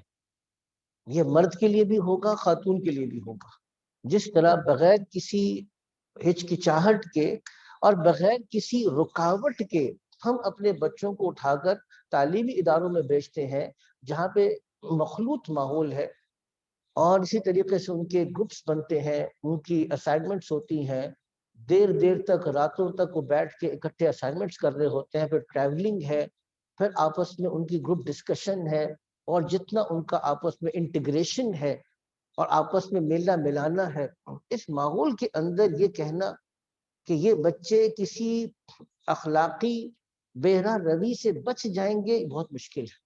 ان حالات کے اندر والدین کی ذمہ داری لازمی طور پہ بنتی ہے کہ اپنے بچوں کے نکاح کی فکر کریں، کیونکہ حدیث میں ہے کہ جب بچے بلوغت کو پہنچ گئے، نکاح کی عمر کو پہنچ گئے اور ان کے والدین نے ان کا نکاح نہیں کیا اور وہ گناہ میں مرتکب ہو گئے تو ان کو، ان کے والدین کو بھی گناہ ہوگا۔ تیسری صورت عام حالات میں جبکہ انسان کے پاس مالی وسعت بھی ہو، جسمانی طاقت بھی ہو، لیکن اس کو گناہ میں پڑنے کا اندیشہ تو نہیں ہے، لیکن انسان ہے، طبیعت کے اندر رغبت ہے اور اس رغبت کے پورا نہ ہونے سے کہیں نہ کہیں طبیعت میں اضطراب ہے، تو ایسی حالت میں سنت غیر مؤکدہ ہے، سنت مؤکدہ ہے، سنت غیر مؤکدہ نہیں بلکہ سنت مؤکدہ ہے۔ چوتھی صورت عام حالات میں اگر تشویش بھی نہ ہو، عمر بھی زیادہ ہو چکی ہے، 50 55 سال 60 سال عمر ہو چکی ہے، اتنی تشویش نہیں ہے لیکن پھر بھی گھر کا نظام زندگی چاہتا ہے تو سنت یہ ہے کہ نکاح کر لے، سنت غیر مؤکدہ کہیں گے۔ یہ تو صورتیں بن گئی تقریباً 4 صورتیں، جس میں بعض صورتوں میں نکاح کرنا فرض ہے، بعض صورتوں میں نکاح کرنا واجب ہے، بعض صورتوں میں نکاح کرنا سنت مؤکدہ ہے، اور بعض صورتوں میں سنت غیر مؤکدہ ہے۔ اور اگر اس بات کا یقین ہو کہ میں نکاح کر کے بیوی کا حق ادا نہیں کر سکوں گا تو ایسی حالت میں نکاح کرنا حرام ہے، ناجائز ہے۔ بیوی کا حق ادا نہ کرنا دو طریقے سے ہے، یا تو اتنی استطاعتی نہیں ہے کہ اس کی بالکل بیسک نیڈز کو پورے کر سکتا ہو، مالی استطاعتی نہیں ہے، ایک کمرہ بھی اس کو رہنے کے لیے علیحدہ سے نہیں دے سکتا، دو وقت کا کھانا بھی اس کو نہیں دے سکتا، دو جوڑے کپڑے بھی اس کو نہیں دے سکتا، انتہائی بنیادی ضروریات زندگی نہیں دے سکتا، تو جہاں یا تو مالی وسعت نہیں ہے یا مالی وسعت ہے لیکن جسمانی طاقت نہیں ہے۔ اس بات کو بھی سمجھنے کی ضرورت ہے کہ اگر کسی انسان کو پہلے سے پتا ہے کہ میں جسمانی طور سے، اچھا جسمانی طور سے دو چیزیں ہیں، ایک تو یہ ہے کہ انسان کے اندر قوت اور طاقت نہ ہو، اور دوسری یہ ہے کہ انسان سائیکولوجیکلی مینٹلی سٹیبل نہ ہو۔ بعض لوگ اپنے بچوں کی پتہ بھی ہوتا ہے کہ یہ سائیکولوجیکلی ایک ایسے فیز سے گزر رہا ہے کہ اس کو علاج کی ضرورت ہے، لیکن کہتے ہیں شادی کر دو سب ٹھیک ہو جائے گا۔ دس از رانگ، ناجائز ہے۔ یہ چیز بھی یاد رکھیے گا، یہ چیز جائز نہیں ہے۔ اگر بچہ آپ کو پتا ہے کہ اسکیزوفرینیا کا پیشنٹ ہے، اور اسکیزوفرینیا بھی ہائی لیول کا ایکیوٹ اسکیزوفرینیا ہے، ایکیوٹ اسکیزوفرینیا کے پیشنٹ کو اس کو ایڈمنسٹر کیے بغیر، مینیج کیے بغیر آپ کہتے ہیں شادی کر دو سب ٹھیک ہو جائے گا، نہیں۔ اسکیزوفرینک پیشنٹس کی شادی ہوتے ہوئے، کامیاب شادی ہوتے ہوئے ہم نے دیکھا ہے، لیکن وہ تب ہوتا ہے جبکہ ڈاکٹر کہتے کہ اٹ از مینیجیبل۔ اگر مینیجیبل نہیں ہے، ڈاکٹر بھی ریکمینڈ نہیں کر رہا، تو پھر ایسے آدمی کے لیے جو آگے چل کر بگاڑ پیدا کرے گا، تو بہت سے وہمی قسم کے پیشنٹس بھی ہوتے ہیں جو آگے چل کر پھر مزید بگاڑ کی، لڑائی کی، ناچاقی کا مقدمہ بنتا ہے۔ تو ان ساری صورتوں کے اندر نکاح کا کرنا حرام ہے، جبکہ یا تو وہ فزیکلی، مینٹلی یا فائنینشلی اس پوزیشن میں نہ ہو کہ آنے والی بیوی کے حقوق کو ادا کر سکے، اینڈ وائس ورسا بھی ہے۔ عورت ایسی ہے کہ وہ مرد کے حقوق کو ادا نہیں کر سکتی، مینٹلی ہے، فزیکلی ہے، کسی اور طریقے سے مزاج کے اعتبار سے کہیں سے ہے، تو پھر وہ نہیں کر سکتی اس میں۔ آگے چلیے گا، اس آیت کو بس مکمل کریں، مکمل ہو رہی ہے آگے شاید یکون فقراء یغنیہم اللہ من فضلہ۔ اب سب سے بڑا انسان کے سامنے کیا ہوتا ہے کہ بھئی یہ اپنے پیروں پہ کھڑا نہیں ہوا، اگرچہ بھاگتا ہے، دوڑتا ہے، کرکٹ کھیلتا ہے، سب کچھ کھیلتا ہے، لیکن کہتے ہیں پیروں پہ نہیں کھڑا ہوا۔ پیروں پہ کھڑے ہوئے بغیر کیسے ہوا میں کیسے کرتے اڑتے؟ خیر، پیروں میں کھڑے ہوئے کہتے ہیں فائنینشلی اسٹیبل نہیں ہے۔ فائنینشلی اسٹیبل کا مطلب یہ ہے کہ اس کی اپنی گاڑی ہو، اپنا گھر ہو، اپنا اپارٹمنٹ ہو، اور اتنی اتنی چیزیں ہوں، لیکن یہ باتیں درست نہیں ہیں، کیونکہ ایک اللہ نے یہاں پہ وعدہ کیا، حدیث میں بھی ہے کہ 3 آدمی ایسے ہیں جن پہ اللہ نے مدد کرنے کو واجب کیا ہے، ان میں سے ایک آدمی وہ ہے جو نکاح کرتا ہے اپنی عزت اور عفت کی خاطر۔